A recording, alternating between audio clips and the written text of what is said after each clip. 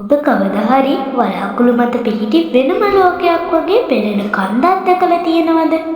Google Earth එකෙන් බලද්දී දකුණු ඇමරිකාවේ මේ දැවැන්ත කන්දේ මුදුන සම්පූර්ණයෙන්ම පැතලි අවුරුදු බිලියන ගණනක් පැරණි මේ ස්ථානයේ අද රත් වෙනත් තැනක නැති සතුන් සහ ශාක ජීවත් වෙනවා.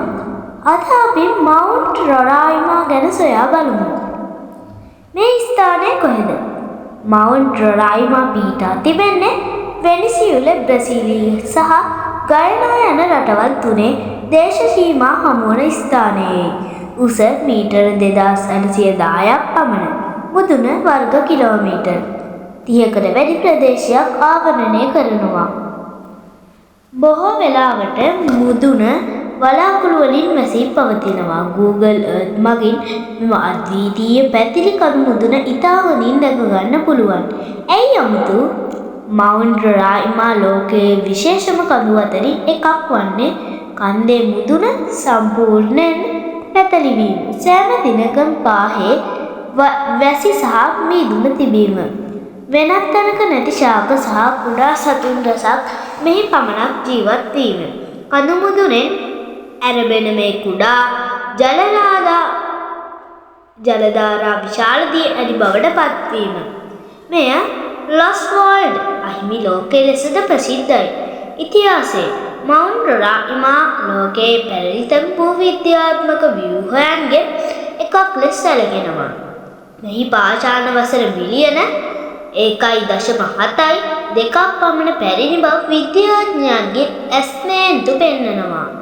1884 දී බ්‍රිතාන්‍ය ගවේෂක එවර්ඩ් අයින් මුලින්ම කඳු මුදුනට ළඟා වුණා. පසුව මෙම කන්දද ලොස්වර්ල්ඩ් නවකතාවටද අභාෂය ලබා දුන් බව බොහෝ දෙනා විශ්වාස කරනවා. විද්‍යාත්මක පැහැදිලි කිරීම. මවුන්ට් රොරායිමා යනු ටෙපුයි නම් පැතලි මුදුන් සහිත කඳු වර්ගයකි. විද්‍යාඥයන් පවසන්නේ මේ වසර බිලියන ගණනකට පෙර විශාල වැලිකල් තට්ටුවක් ලෙස නිර්මාණය වූ බව.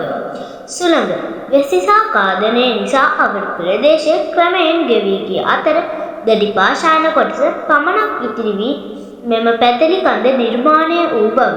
කඳු මුදුන වසර බිලියන ගණනක් හුදකලා වූ නිසා එහි අද්විතීය ජීව විවිධත්වයක් වර්ධනය වී තිබෙනවා. ජනප්‍රවාද. දේශීය පෙමන් ජනකතාවේ ජනප්‍රවාද අනුව මවුන්ට් රොරායිමා යනු ලෝකේ සියලුම ගස් සහ ශාක බිහි වූ මහා ජීව වෘක්ෂයේ ඉදිරි වූ කොටස බව කියනවා. තවත් කතාවකින් කියවෙන්නේ ඒ දෙවිවරුන්ගේ වාසස්ථානයක් බවයි. මෙම කතා දේශීය ජනප්‍රවාද වන අතර ඒවා විද්‍යාත්මකව සනාථ කර නැහැ. අවසානයේ මවුන්ට් රොරායිමා කියන්නේ පෘථිවියේ වඩාත්ම විස්මිත ස්වාභාවික ස්ථානවලින් එකක්. එහි පැරණි පාෂාණ වලාකුළු අතර සැඟවුණු මුදුන සහ අද්විතීය ජීවීන් නිසා එය සැබෑ අහිමි ලෝකයක් ලෙස හැඳින්වෙනවා.